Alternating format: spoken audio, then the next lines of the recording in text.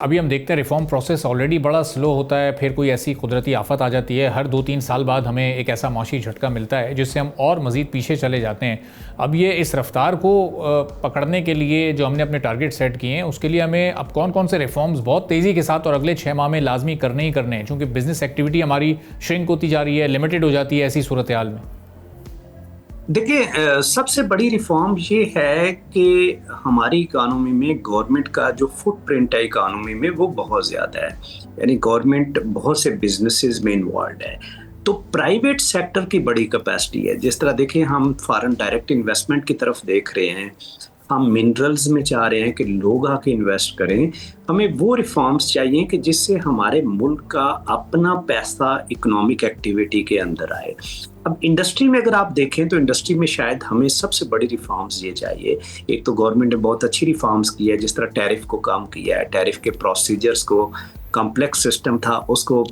Simplify کرنے کی کوشش کی ہے۔ شاید ہم شارٹ ٹرم میں ان ٹیرف کی وجہ سے ہمیں لاسز بھی ہوں، لیکن جو گلوبل ایکسپیرینس کہتے ہیں وہ کہتے ہیں کہ وہ اکانومی جو کمپیٹ کرتی ہیں پھر وہ لانگ ٹرم میں آفٹر 2-3 ایئرز وہ بہتری کی طرف جاتے ہیں۔ لیکن انرجی پرائسز ایک بڑا سیریس ایشو ہے کہ جو انرجی پرائسز اس وقت پاکستان میں شاید وہ ہم کمپیٹ نہیں کر پا رہے۔ دوسرا دیکھیں، ابھی پرائم منسٹر ملیشیا گئے ہوئے تھے، تو ہمیں فرض کریں حلال میٹ ہے، یا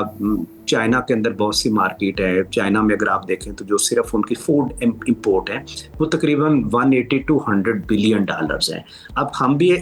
کلیم کرتے ہیں کہ ہم ایک فوڈ پروڈیوسنگ کنٹریز ہیں، تو ہمیں وہ ریفارمز لانی ہے کہ جس سے ہم یہاں پہ وہ سٹرکچر کھڑا کریں کہ جو ان کی مارکیٹ کی نیڈ کے مطابق پروڈکٹ بنا سکے، اس کے مطابق ہمارے سٹینڈرڈ ہوں، ریگولیشنز ہوں۔ جب تک ہم وہ نہیں کریں گے، ہم چھوٹی چھوٹی پروڈکٹ، تھوڑے سے چاول بیچ دیے، تھوڑی سی گندم بیچ دیے، اس طرح کی پروڈکٹ سے یہ ہمارے کرونک ایشوز ہیں، اس سے ہمیں نکلنا ہوگا۔ گلوبل مارکیٹ کو کمپیٹ کرنا ہوگا۔ مارکیٹ پڑی ہوئی ہے، ملیشیا کو دیکھ لیں، پرائم منسٹر صاحب کہہ رہے تھے کہ ہم وہاں پہ شاید کچھ حلال میٹ ایکسپورٹ کریں گے، لیکن وہ ہم کوالٹی سٹینڈرڈز لے کے آئیں۔ ایگریکلچر کی جب ہم بات کرتے ہیں تو دیکھیں، ہماری پروڈکشن ہے، پروڈکٹیویٹی نہیں ہے، تو جب تک پروڈکٹیویٹی کے چیلنجز میں آپ آ جائیں، سیڈ ہے، اب سیڈ کے ادارے پیچھے بیٹھے ہوئے ہیں، جب تک وہ کوالٹی کے سیڈ نہیں لے کے آئیں گے، ہمارا کلائمیٹ چینج ہو رہا ہے، جب تک وہ ایسے سیڈ نہیں لے کے آئیں گے کہ جو کلائمیٹ ریزسٹیو ہوں، پانی کم یوز کر کے وہ پروڈکشن دیں، تو شاید ہم اس طرح کے چیلنجز کے ساتھ اسی طرح پھر سٹرگل کریں گے۔ سبسکرائب کریں اور بیل دبائیں تاکہ کوئی خبر رہ نہ جائے۔